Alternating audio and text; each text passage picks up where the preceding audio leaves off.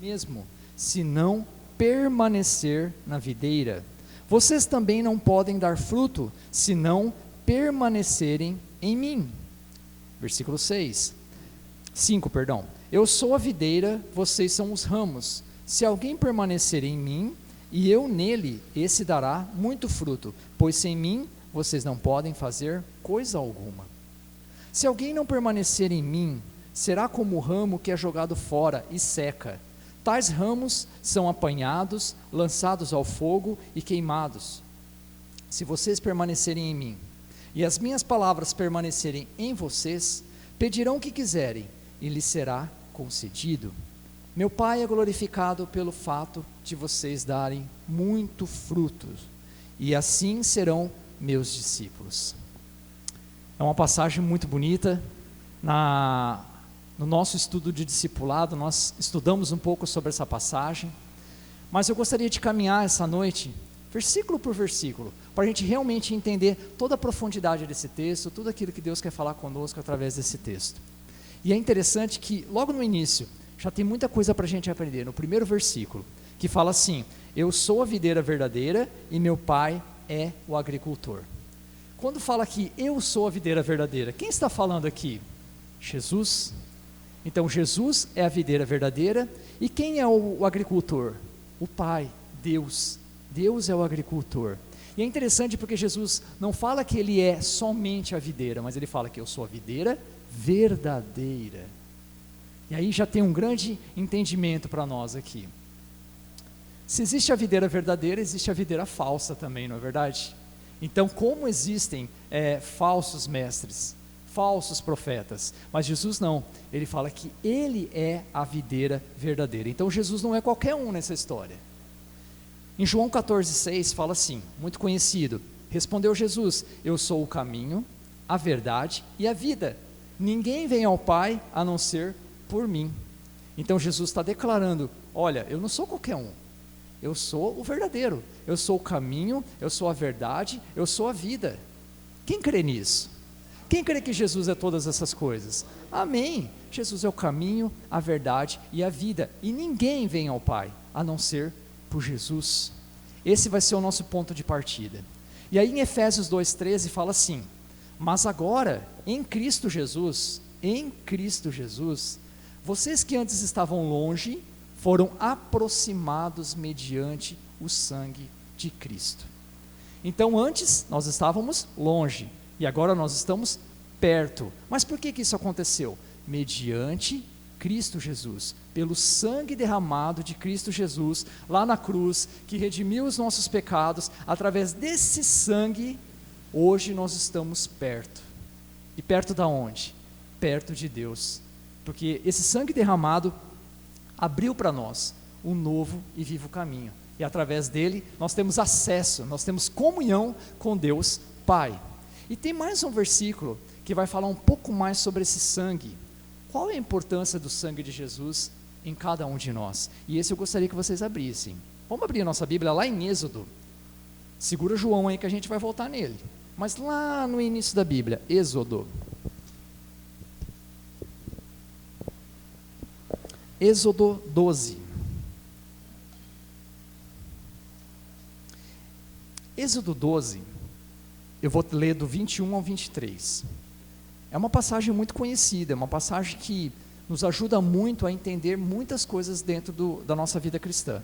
Então Êxodo 12, de 21 a 23, fala assim: então Moisés convocou todas as autoridades de Israel e lhes disse: escolham um cordeiro ou um cabrito para cada família, sacrifiquem-no para celebrar a Páscoa, molhem um feixe de hisopo no sangue que estiver na bacia, e passem o sangue na viga superior e nas laterais das portas. Nenhum de vocês poderá sair da casa até o amanhecer. 23.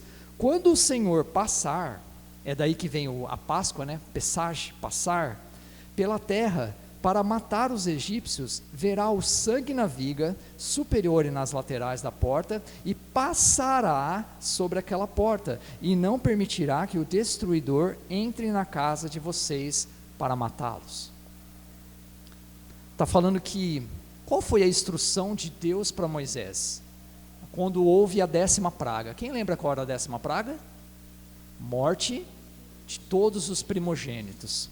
Então Deus falou assim para Moisés: olha, Moisés, fala para o povo matar um cordeiro, pegar o sangue do cordeiro, passar nos umbrais da porta, e aí, quando o anjo da morte passar, e eu vou ver o sangue, e vou falar: opa, peraí, essa casa não, pula. Ah, nessa casa tem sangue, pula. Nessa casa tem sangue, pula. E vamos lá para os egípcios. Então esse era um sinal. Quando Deus visse o sangue, aquela casa tinha um servo seu. Então aquela casa era poupada do destruidor. E hoje, como é que funciona? A mesma coisa. Quando Jesus é o nosso cordeiro verdadeiro, Jesus, né? Então quando Jesus morreu na cruz, derramou o seu sangue, e quando nós cremos nesse sacrifício, quando nós cremos em Jesus como único Senhor e Salvador, o que acontece? Nós somos marcados por esse sangue. E no nosso coração existe, nos umbrais dos nossos corações, existe esse sangue. E quando Deus olha para as nossas vidas, Ele vê que? O sangue de Jesus em nós. Então ser marcado pelo sangue de Cristo é algo muito importante. É muito importante. Quem é marcado pelo sangue aqui? Eu creio. A partir do momento que nós nos conectamos a Cristo, nós fazemos parte dessa nova aliança, né, do sangue derramado sobre as nossas vidas. Então, resumindo, quando Deus olha para nós, Ele vê o sangue de Jesus. E o texto fala, vamos voltar lá para João? Volta lá para João. Foi só para a gente ilustrar o que a gente estava conversando agora. João 12.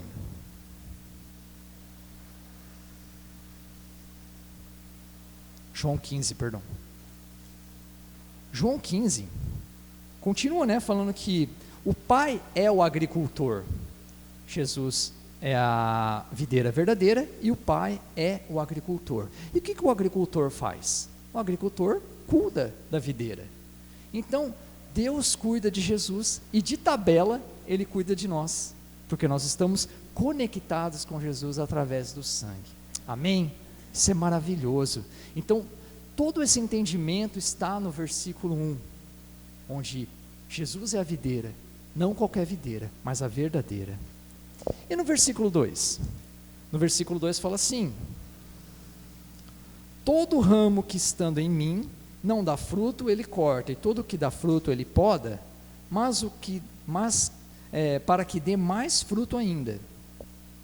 Então aqui nós vemos quem? O agricultor trabalhando. O agricultor, ele vai lá, ele tira algumas folhas, ele arranca, ele corta, ele poda. O agricultor está trabalhando na videira. E essa etapa de limpeza, de poda, é algo muito importante para uma planta frutífera, né? Quem já teve esse privilégio de mexer com uma planta frutífera, né? Eu já tive um tomateiro, olha que legal.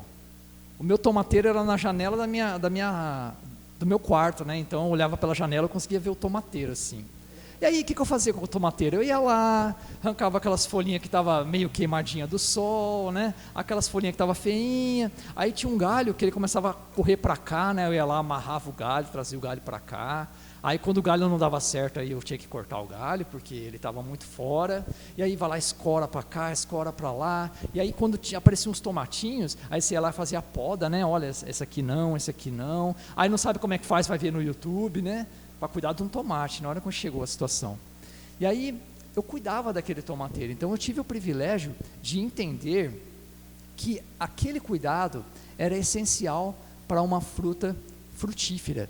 Então não tem nada de errado com isso, quando Deus está trabalhando. Mas como que funciona essa passagem, quando nós aplicamos ela na nossa vida? Né? Cuidar de uma planta, nós sabemos como funciona. Mas e quando isso é aplicado nas nossas vidas?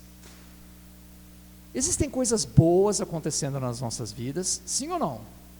Existem coisas boas acontecendo na minha vida, porque se eu olhar para trás tudo aquilo que Deus fez por mim, tem muita coisa boa que Deus tem feito, glória a Deus por isso, tem sim, mas ao mesmo tempo também tem coisas ruins acontecendo na minha vida.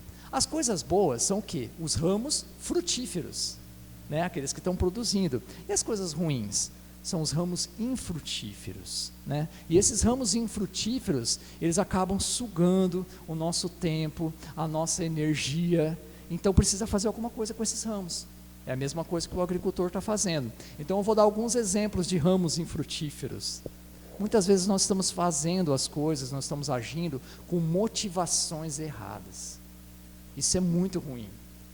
Não adianta a gente estar fazendo algo para agradar as pessoas, mas com motivações erradas. Às vezes nós estamos caindo muito no orgulho, muitas vezes nós somos egoístas, muitas vezes nós somos religiosos, né? Até dentro da igreja nós falhamos, e essas coisas, muitas dessas coisas não nos edificam. Então às vezes nós estamos fazendo coisas que não nos edificam. Muitas vezes a nossa vida está tomando um rumo meio torto, assim, sabe aquele ramo que está querendo sair para fora, assim?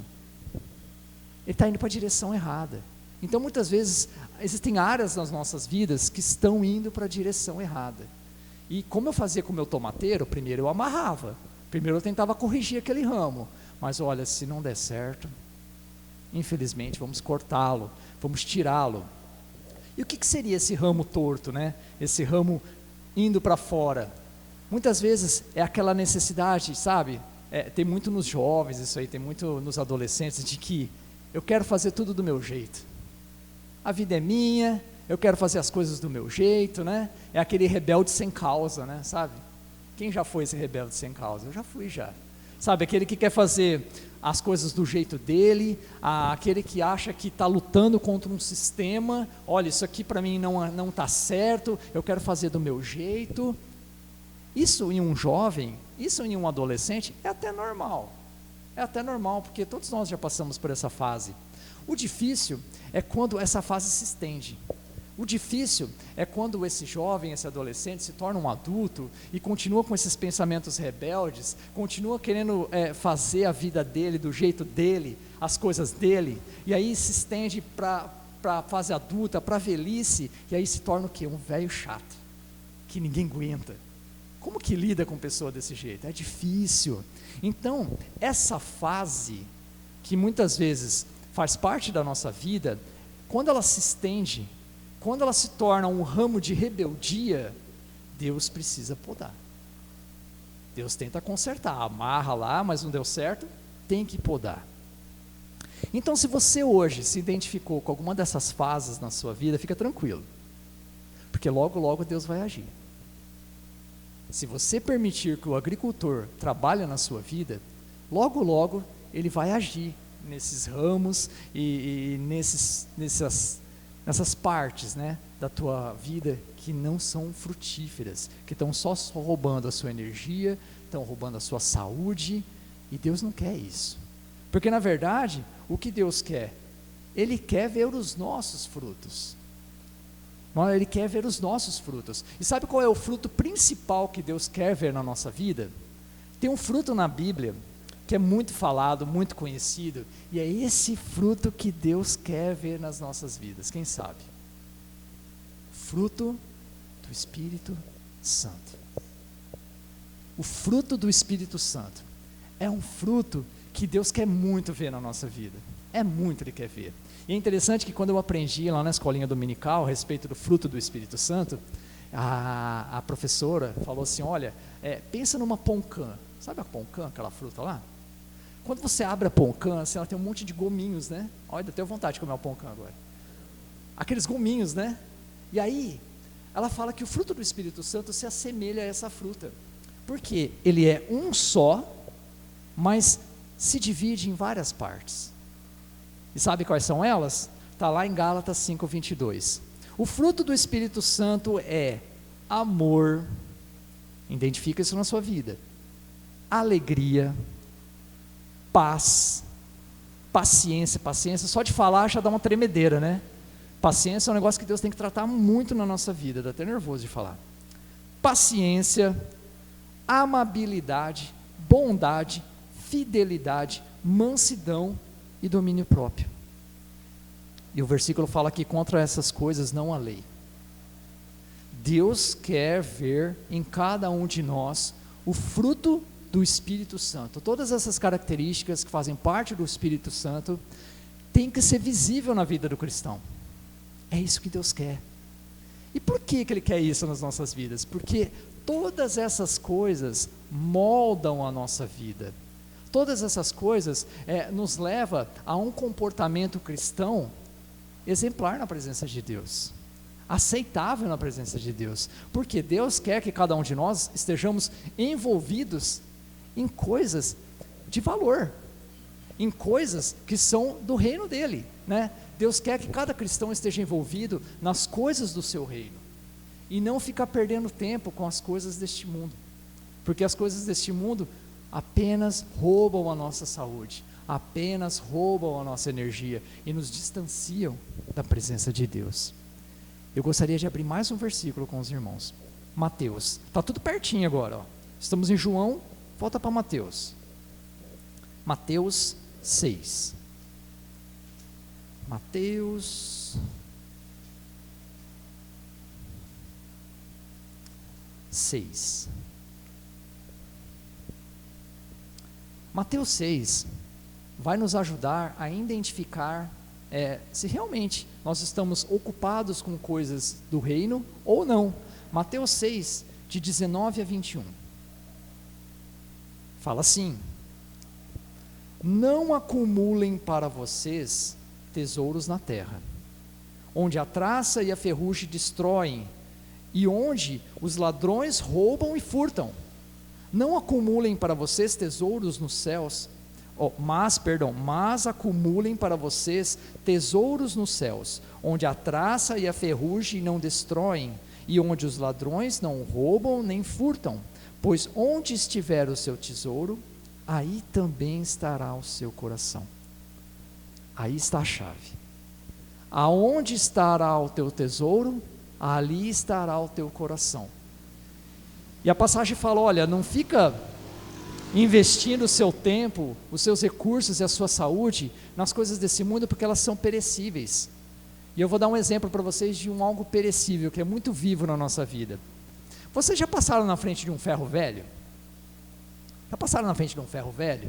Lá no ferro velho tem um monte de carro, né? Um monte de carro, tem carro empilhado, tem carro para cá, carro para lá, um monte de carro assim, né? Enferrujado, ali abandonados. E é interessante porque um dia esses carros, eles foram novos, eles foram brilhantes, eles estiveram lá numa concessionária, e um dia uma pessoa foi lá e se endividou para comprar aquele carro. Aquela pessoa foi lá e ela começou a trabalhar em 2 empregos, ela começou a não passar tempo com a sua família, porque ela tinha que trabalhar muito, e aí ela começou a perder qualidade de vida, tudo para juntar dinheiro e pagar aquele carro. Então o que aconteceu? Uma valorização excessiva para aquele carro. E no final, aquele carro foi parar no ferro velho e acabou virando lixo. Aonde está o seu coração?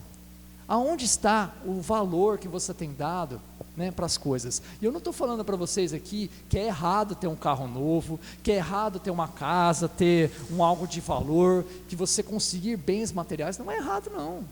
Não é errado, porque a própria palavra diz que o trabalhador, ele é digno do seu salário.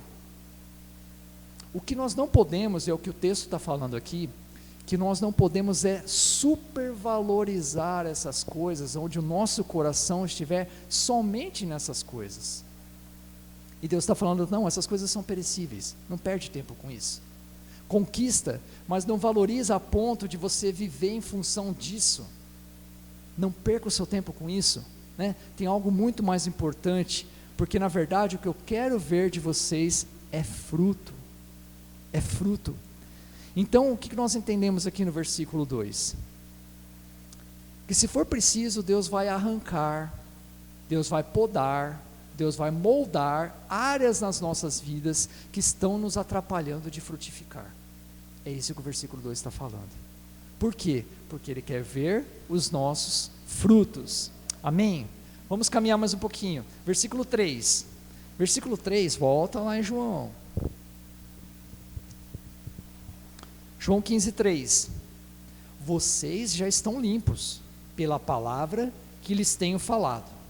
Nossa, esse versículo é tão curtinho e ele é tão profundo. Vocês já estão limpos pela palavra que vos tenho falado. Então, é a palavra de Deus que poda, é a palavra de Deus que molda, é a palavra de Deus que limpa. É ela que faz todas essas coisas. Amém? Glória a Deus por isso. Então, Jesus está falando assim, olha, vocês já estão limpos pela minha palavra. Glória a Deus por isso. Quando nós estamos aqui, nos enchendo da palavra de Deus, é como se fosse uma água nova, né? Aqui me falou sobre água aqui, é uma água nova, que vem para limpar, que vem para tirar toda a sujeira. Por isso, nós temos que valorizar a palavra. Por isso que nós temos que obedecer a palavra, nós temos que aplicar a palavra nas nossas vidas. É assim que funciona. Quanto mais cheios nós estivermos da palavra de Deus, mais nós vamos lutar contra o pecado. Quanto mais cheios nós estivermos da palavra de Deus, mais a nossa vontade é de fazer aquilo que é correto, e menos a nossa vontade de fazer aquilo que não é correto perante Deus. Quanto mais nós estivermos cheios da palavra de Deus, mais a nossa vontade vai ser de agradar a Deus. Vocês já sentiram isso? Sabe, quando você é tocado pela palavra de Deus, por alguma coisa que você está lendo, algum estudo, alguma pregação, você fala assim, Deus, é isso. E glória ao Senhor, né, por essa bênção, por essa palavra maravilhosa. Então Jesus está falando assim, olha, qual é o segredo? Encham-se da palavra, porque é ela que vai limpar a vida de vocês. Amém? Glória a Deus. Daqui em diante, nos próximos versículos, parece novela, né? Nos próximos capítulos, nos próximos versículos, Jesus ele vai direcionar o assunto dele sobre a palavra permanecer. Se vocês olharem para toda a sequência do texto, vai aparecer muitas vezes a palavra permanecer. Permanecer, permaneçam, estejam firmes, e aí vai. No versículo 4, fala assim, permaneçam em mim, e eu permanecerei em vocês. Nenhum ramo pode dar fruto por si mesmo, se não permanecer na videira. Vocês também não podem dar fruto, se não permanecerem em mim. Então, quando Jesus usa a palavra permanecer, o que ele está querendo falar com isso? Olha, nós precisamos viver, nós precisamos habitar, nós precisamos estar com a videira que é Jesus Cristo. Permanecer é viver, permanecer é habitar junto com Cristo Jesus, amém? Isso é maravilhoso, e é interessante que para a gente conseguir fazer isso, não basta um culto como esse, infelizmente. Não basta um culto de domingo, sabe? Quando você passa a semana inteira sem buscar a presença de Deus, quando você passa a semana inteira sem fazer uma oração, ou sem ler a palavra, e aí você vem para o culto, glória a Deus que você veio para o culto, é muito bom estar aqui, como eu disse no início, né? Você tem comunhão com os irmãos, você louva, você ouve a palavra, mas não é o suficiente. Não é o suficiente. Nós temos que ter tempo de qualidade durante a nossa semana com Deus, para que aí sim nós possamos habitar nele, para que aí sim nós possamos viver nele. Olha que legal. Eu vou dar um testemunho aqui para vocês. Desde o início da minha conversão, já deve fazer uns 20 anos já, eu sempre tive a vontade de servir a Deus, e até hoje eu sinto essa vontade de servir a Deus, isso é muito bom. Mas durante essa minha caminhada, nesses meus 20 anos aí de conversão, sei lá, eu aprendi uma coisa. Eu aprendi que não importa aonde eu esteja servindo a Deus, mas desde que eu tenha um coração voltado a servir a Deus. Então não importa se eu estiver ali no fundo lavando o banheiro, ou não importa se eu estiver aqui no altar trazendo uma palavra para a igreja, ou qualquer outra função dentro da igreja, o importante é estar disponível para Deus. Então, quando eu tive esse entendimento, para mim foi muito bom, foi libertador. Por quê? Porque hoje eu não me prendo a nada. Olha, eu estou disponível. Se tem algo para fazer, não importa o que seja, É para Deus? É para a honra e glória dele? Vamos trabalhar, vamos lá. Não importa, eu não quero ficar escolhendo funções dentro da igreja. Eu não quero falar assim, olha, eu gosto de tocar violão, então eu só vou tocar violão. Ah, eu gosto de cuidar das crianças, eu só vou cuidar das crianças. Não. Nós devemos estar disponíveis para Deus. E aí a minha caminhada cristã foi essa. Só que tem um lado que não é muito legal aí nessa história. Tem um lado que é meio negativo. Qual é esse lado meio negativo? É o ativismo. Sabe, o que é o ativismo? Não é um partido político, não. O ativismo, ele é o excesso de coisas para fazer. E aí você fica envolvido em muitas atividades. Esse é o ativismo. E quando você está envolvido em muitas atividades, muitas vezes você deixa passar, né, algumas coisas importantes. E muitas vezes, em um culto, já aconteceu comigo várias vezes, eu estou tão ligado em fazer alguma coisa, geralmente em comemorações, né? Olha, vai ter o ensaio, olha, vai ter a apresentação, olha, tem que cuidar da música, olha, tem que cuidar não sei o quê, e o culto passa desapercebido. Então, tenha cuidado com o ativismo. Sirva a Deus, mas sirva a Deus com equilíbrio. Sirva a Deus com equilíbrio. Por quê? Quando eu perco esse momento do culto, aí eu tenho que buscar em dobro durante a semana, não é verdade? Porque como é que eu vou oferecer alguma coisa se eu não tenho? Como é que eu vou falar do amor de Deus se eu não sinto o amor de Deus na minha vida? Como é que eu vou falar de Jesus se eu nem conheço esse Jesus? Então eu tenho que buscar em dobro.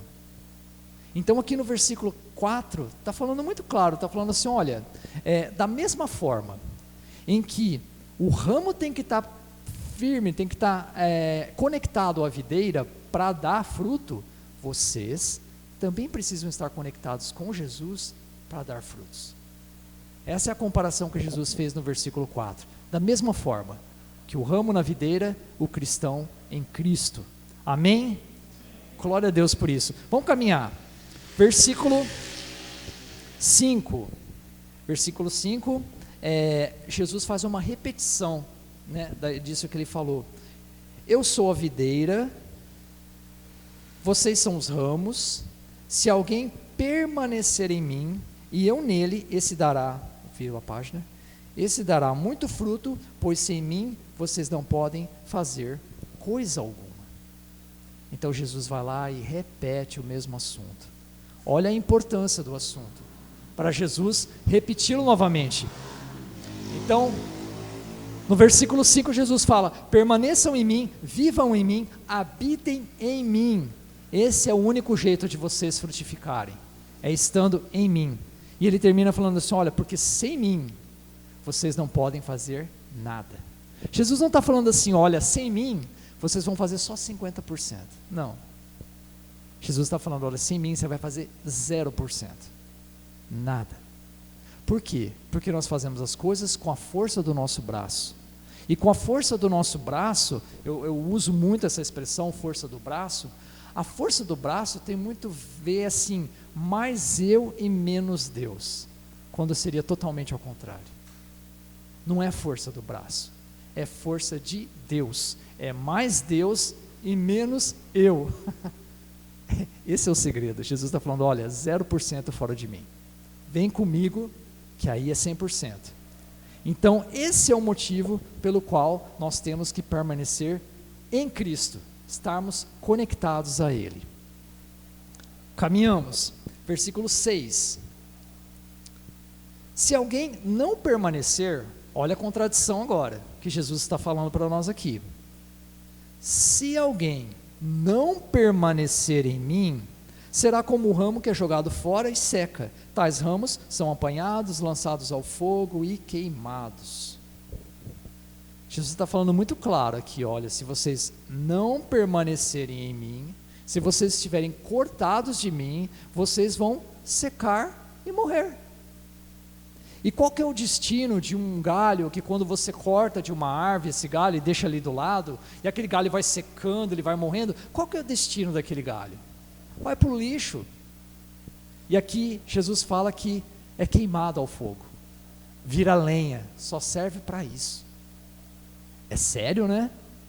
Se a gente começar a olhar para a própria vida, eu falei, meu Deus, Será que eu sou esse galho seco que está fora da videira, que eu estou morrendo aos poucos? Será que eu sou esse galho? Né? Será que o meu destino será o fogo? Será que eu não sirvo para nada? Né? Então isso ajuda a nós pensarmos um pouco na nossa vida. Qual é a nossa dependência de Deus? Né? Qual é o estarmos junto com o Senhor? Em João 5, de 30 a 32, fala um pouco sobre a vontade. Jesus fala que Ele não faz a própria vontade, Ele faz a vontade de Deus.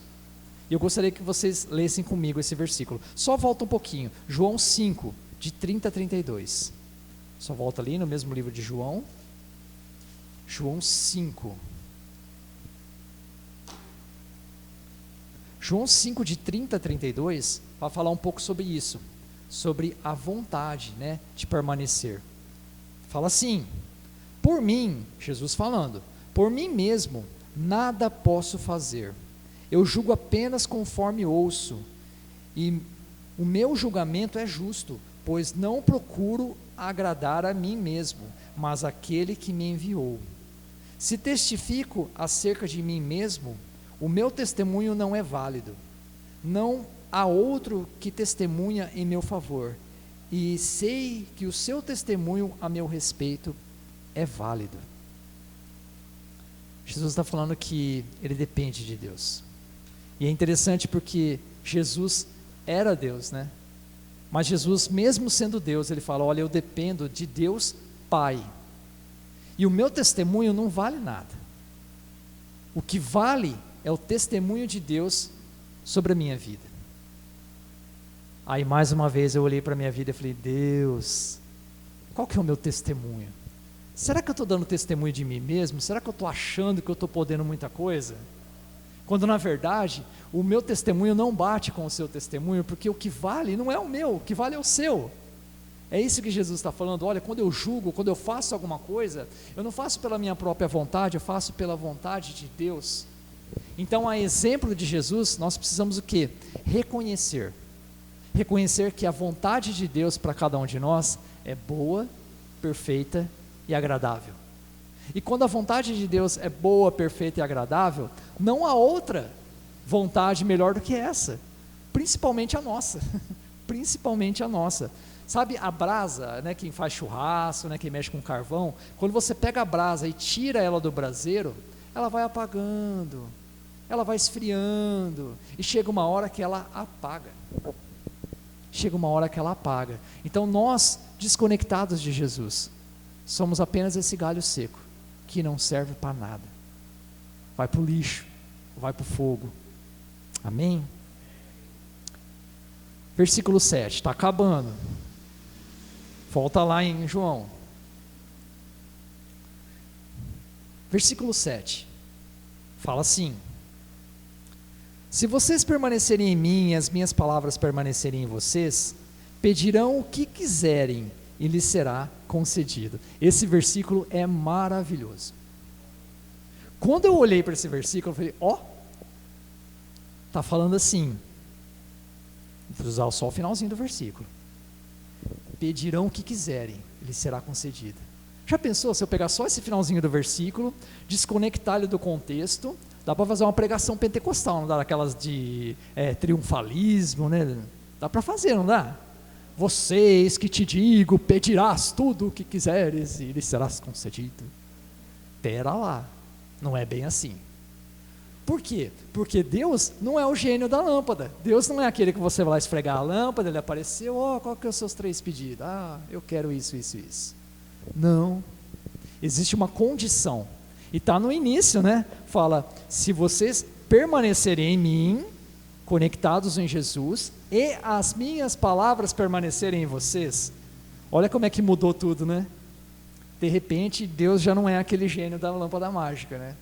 Por quê? Porque dependendo do que eu pedir para Ele, não vai dar certo, desde que eu não esteja, né, conectado com Jesus e que a palavra de Deus não habite em mim. Então, está muito claro, Jesus está falando assim: olha, se você permanecer em mim, se você estiver firme comigo, se nós andarmos juntos, se eu for o número 1 na sua vida, se a minha palavra for o seu guia, se o seu coração estiver voltado a mim, aí sim, nessas condições todas, pedireis o que quiseres, ele será concedido. Olha como mudou. Gente, o segredo é estar agarradinho com Jesus. É estar agarradinho com Jesus, porque aí sim as coisas começam a dar certo. E sabe qual que é um bom exemplo, um ótimo exemplo na Bíblia, sobre alguém que fez um pedido para Deus e que foi certeiro? É Salomão. Vocês lembram de Salomão? Salomão, Deus falou para ele: olha, pede o que você quiser que eu lhe darei. Olha, já pensou a gente recebeu uma proposta dessa de Deus? E aí o que Salomão faz? Em vez de Salomão pedir riqueza, pedir morte dos inimigos, pedir poder, né? Salomão pediu sabedoria. Até aí tudo bem, né? Legal, né? Salomão pediu sabedoria. Mas para que Salomão queria sabedoria? Salomão queria sabedoria para governar o povo de Deus. Aí já tocou o coração de Deus, né? Porque Salomão queria fazer algo que estava no coração de Deus. Então Salomão falou assim: olha, eu preciso ser capacitado por ti na área da sabedoria, porque se eu não tiver sabedoria, eu não vou conseguir governar o seu povo. Aí Deus falou: é isso. Entenderam? É isso que estava no coração de Deus. E aí Deus vai lá dar sabedoria para ele, e ainda de bônus, de greats, ainda vai lá e dá riqueza, dá poder, e vai lá e acaba com os inimigos dele. Salomão sabia, Salomão estava conectado com Deus, e muitas vezes a gente não está conectado com Deus, e a gente está pedindo coisas por motivos egoístas, e aí Deus não vai atender, porque não é o que Ele quer para as nossas vidas. E aí de repente eu começo a pedir para Deus: olha Deus, eu quero isso, Deus fala: calma, não é isso que eu quero para você, você não entendeu nada, fica suave aí, que aos pouquinhos eu vou mostrando para você o que eu quero. Vamos abrir mais um texto? Vocês vão ficar bravos comigo hoje, hein? Tiago, lá no finalzinho da Bíblia, eu até deixei marcado aqui para mais rápido. Tiago 4, lá no finalzinho da Bíblia.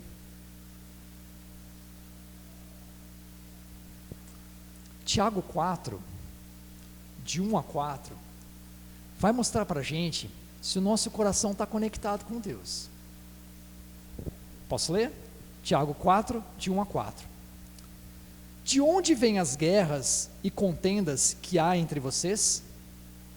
Não vêm das paixões que guerreiam dentro de você? Olha que legal, a Bíblia é autoexplicativa, né? Ele perguntou e já respondeu. Da onde vêm essas guerras e contendas que há entre vocês? Não vêm das paixões que guerreiam dentro de você?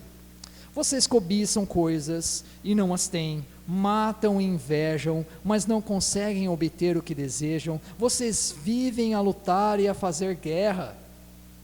Não têm o porquê, não pedem. E lá no 3, quando pedem, não recebem, pois pedem por motivos errados, para gastarem seus prazeres. Adúlteros, vocês não sabem que a amizade com o mundo é inimizade com Deus? Quem quer ser amigo do mundo, faz-se inimigo de Deus. Que passagem! Gente, essa passagem explicou tudo que eu tentei explicar para vocês até agora, nesse versículo. Dentro de nós existe uma guerra, e a raiz dessa guerra está apoiada em cobiça, em ambição, em desejos pessoais, e essa guerra atrapalha nós termos comunhão com Deus, atrapalha os nossos pedidos a Deus, porque quando nós pedimos a Deus algo, está ligado a essa cobiça, está ligado a esses desejos mundanos, e Deus fala assim: não, não é isso. E aí ele ainda termina falando que, olha, a amizade contra o mundo, a amizade com o mundo é inimizade contra Deus. Quando Deus fala não para a gente, muitas vezes, Ele só quer nos proteger. Ele só quer nos proteger. Sabe? Deus vai falar: olha, se eu der isso aqui para esse menino agora, não vai dar certo. Ele não está preparado. Vocês já fizeram isso com os filhos de vocês? Né? Quem tem filho aqui já passou por essa experiência, ou quem é filho já, aí dói mais, né? Quem é filho, né? Ouvir isso da mãe. Você não está preparado para isso, menino. Você vai se matar com esse negócio. Larga a mão disso aí. Eu queria comprar uma moto, e meu pai falou: vai comprar moto não. Você é doido? Vai se matar com uma moto aí. E aí, em respeito à opinião dele, eu não comprei a moto. Depois que eu fiquei de maior, eu comprei. Depois eu convenci o meu pai que eu não era tão doido assim e comprei a moto. Mas o meu pai estava totalmente certo. Eu não tinha maturidade, né, para fazer certas coisas. Deus sabe. Vamos finalizar o nosso texto? João 15, 8.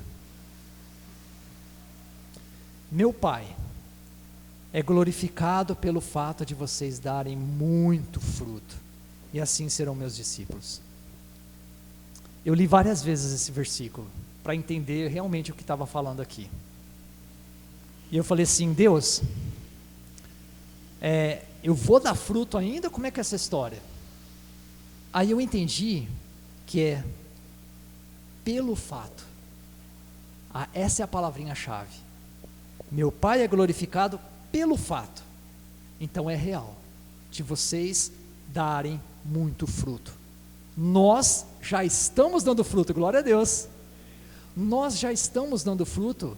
É isso que Jesus está falando assim: olha, continue. Você quer glorificar a Deus? Você quer glorificar a Deus? Você quer glorificar a Deus? Você quer glorificar a Deus? Dá fruto, que você vai glorificar a Ele. Simples assim. É isso que a passagem está falando. E Jesus confirma, né? Ele fala: os meus verdadeiros discípulos dão muito fruto. Pensa nos meninos bons. Esses discípulos dão fruto chique.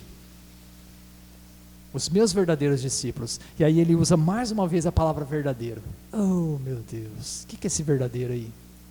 Se tem o discípulo verdadeiro, tem o discípulo falso. E ele fala: ó, o falso não vira nada. O falso é bem mais ou menos. Agora o verdadeiro não. O verdadeiro dá fruto, menino bom. Esse aqui dá fruto. Então, seja um discípulo verdadeiro de Cristo. Discípulo falso não vai para lugar nenhum. Discípulo é o aprendiz, é o aluno, é aquele que recebe, é aquele que obedece, é aquele que pratica, é aquele que dá continuidade àquilo que ele aprendeu. Se identificou com alguma coisa dessa? Discípulo, vou repetir: discípulo é o aprendiz, discípulo é o aluno, discípulo é aquele que recebe, discípulo é aquele que obedece, discípulo é aquele que coloca em prática, discípulo é aquele que dá continuidade àquilo que ele já aprendeu. Esse é dos bons, esse é o que dá fruto. Agora, como é que eu faço para ser esse discípulo? Eu vou responder essa pergunta com um convite. Toda sexta-feira, aqui na igreja, às 19h30, nós estamos estudando sobre discipulado.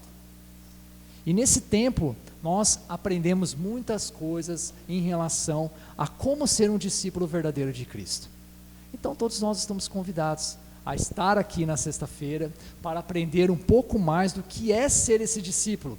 E quando eu olhei para esse versículo, eu falei: nossa, é o que nós estamos estudando, é o que nós já estamos aprendendo, então nós estamos no caminho certo.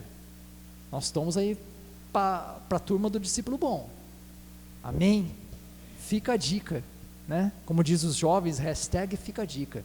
Venha na sexta-feira participar com a gente, venha aprender mais sobre como ser um bom discípulo, né? Como ser o discípulo verdadeiro de Cristo Jesus. Amém? Eu gostaria só de concluir tudo isso que nós estudamos essa noite. Eu creio que, da mesma forma que Deus colocou isso no meu coração, Ele deve ter colocado alguma coisa no coração de vocês, eu tenho certeza. Eu creio nisso, porque a palavra de Deus não volta vazia. A palavra de Deus, ela nos confronta, mas é para fortalecer as nossas vidas. E quem é o mestre? A quem nós devemos seguir? Quem Quem eu não escutei? Jesus. Ele é o mestre. Jesus é o mestre, Jesus é o Senhor, Jesus é o Salvador. Jesus morreu, Jesus ressuscitou, Jesus derramou o sangue, e através desse sangue nós somos redimidos dos nossos pecados. Jesus foi lá e rasgou o véu, abriu um novo e vivo caminho, e através desse caminho nós temos acesso a Deus. Glória a Deus. Jesus fez isso. Sabe, simplesmente Jesus não morreu por nós, Ele fez muito mais do que isso. Jesus nos salvou. Jesus nos salvou, o nosso destino era a perdição, e através do sangue de Jesus, nós temos acesso a Deus. É aquilo que a gente falou lá no começo do estudo. Quando Deus olha para nós, Ele vê Jesus, Ele vê o sangue de Jesus nas nossas vidas, e se não tiver sangue nas nossas vidas de Jesus, como que Deus vai olhar para a gente? Como que a gente vai ter acesso ao Pai? O segredo, você pode esquecer tudo que eu falei aqui essa noite, mas o segredo é esse: permaneça firme com Jesus. Permaneça firme com Jesus. Habite em Jesus. Esteja em Jesus, porque Ele é o nosso autor e consumidor da nossa fé. Ele é o autor, é Ele que faz todas as coisas. E nós devemos reconhecer, né, que somos falhos. Nós devemos reconhecer que somos pecaminosos. Nós devemos reconhecer que por nós mesmos, pela nossa força do braço, a gente não consegue ser perdoado, a gente não consegue mudar de vida, mas pelo agir de Jesus nas nossas vidas, sim. Aí a história muda. Aí a história muda, porque através dele nós temos acesso a Deus Pai. Jesus restaurou a comunhão que foi perdida entre o homem e Deus. Jesus é a ponte. Jesus é o único caminho, a verdade e a vida. Amém? E se eu não conhecer Jesus? Cara, se você não conhece Jesus, tá tão fácil. É só se entregar a Ele. Eu estava vindo para cá, e aí eu comentei com a Fabiana. Nossa, Fabiana, como tem igreja aqui em Três Lagoas, né? Que bom, né? Tem muita igreja aqui em Três Lagoas, e cada hora abre uma igreja nova, de um pastor famoso. Olha que legal. Cara, tem muita igreja aqui. Então a palavra de Deus está sendo proclamada, a palavra de Deus está sendo exposta para cada um de nós. Agora, qual é a resposta de cada um de nós? Eu não conheço Jesus? Entrega a sua vida para Ele. Entrega a sua vida para Ele e viva em novidade de vida, né? Viva uma nova vida com Cristo. Mas primeiro nós temos que nos entregar a Ele. Quem não conhece a Cristo, se entregue a Ele. E eu já conheço a Cristo, só que olha, minha comunhão com Cristo está meio devagar. O que eu faço? Faço também. Reconcilie-se com Cristo Jesus. Sabe? Volte aos caminhos, né? Leve a sério aquilo que Jesus já colocou na sua vida, aquilo que Jesus já teve colocando, né? Todo o entendimento que você tem dele. Crie novos laços com Jesus, que é o nosso Senhor e Salvador. Amém? Vamos fazer uma oração de entrega, nesses dois sentidos. Eu não conheço a Jesus, eu quero entregar a minha vida para Jesus. Eu conheço a Jesus, mas a minha vida está, bem devagar. Então eu vou me reconciliar com Cristo Jesus nesse momento. Eu gostaria de pedir para a igreja ficar de pé. Vamos orar nesse sentido? Querido Pai, neste momento eu quero agradecer essa palavra que o Senhor teve ministrando à tua igreja essa noite. Senhor Deus, eu creio que o Senhor colocou uma porção certa na vida de cada um aqui essa noite. Que todos aqueles que estão aqui essa noite, meu Pai, receberam do Senhor, eu creio nisso. E em resposta, meu Pai, nós queremos entregar a nossa vida ao Senhor. Aquele que não te conhece, meu Pai, que possa estar entregando a sua vida agora, neste momento. Senhor Deus, recebe as nossas vidas no teu altar. Escreve o meu nome no livro da vida. Me ajuda, meu Pai, nessa caminhada. Eu quero fazer parte da sua família. Eu me entrego a Ti, Santo Deus, em nome do Seu Filho Jesus. Eu creio que Tu és o único Senhor e Salvador. Tu és o único caminho, não há outro igual a Ti. E por isso eu quero entregar a minha vida ao Senhor, eu quero dar início a essa caminhada cristã contigo, meu Pai, porque eu estive tão longe, meu Deus, eu estive tão perdido, mas o Senhor me trouxe aqui essa noite, para reatar os meus laços contigo. Querido Deus, aquele que já te conhece, que já tem caminhado contigo, mas está se esfriando como a brasa fora do braseiro, como aquele galho que está secando e tem um destino certo, que é o fogo. Senhor Deus, tem misericórdia dessa vida, que ela seja restaurada agora essa noite, que ela seja trazida de volta para o convívio da tua casa, Santo Deus. Querido Deus, nos fortaleça, meu Pai, perdoa os nossos pecados. Eu reconheço que sem Ti nada somos, Deus, sem Ti nada podemos fazer, nós somos totalmente dependentes do Senhor. Só o Senhor tem as palavras de vida eterna, não há outro lugar onde nós poderíamos estar neste momento, a não ser aqui na Tua presença. Se conosco, meu Pai, recebe as nossas vidas no Teu altar, cuida de cada um de nós, Santo Deus, fortalece a Tua igreja, reaviva as nossas vidas, Deus.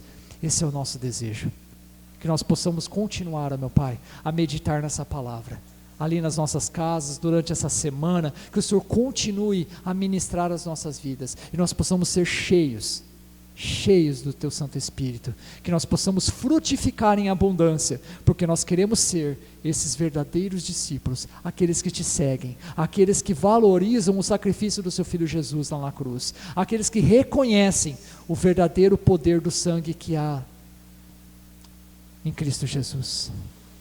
Muito obrigado, Senhor Deus, e é no nome desse tão amado Senhor e Salvador Jesus, é que nós oramos aqui essa noite.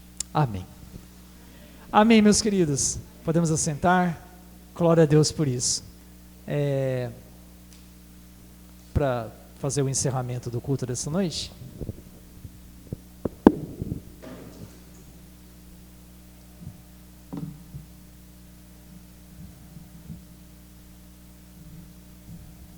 obrigado, Ayrton, pela palavra e também pelo privilégio de poder encerrar com vocês. Boa noite, irmãos, graça e paz de Jesus para o seu coração. Eu quero orar junto com vocês nesse tempo e depois dar alguns avisos, ok? Põe a mão assim no seu coração.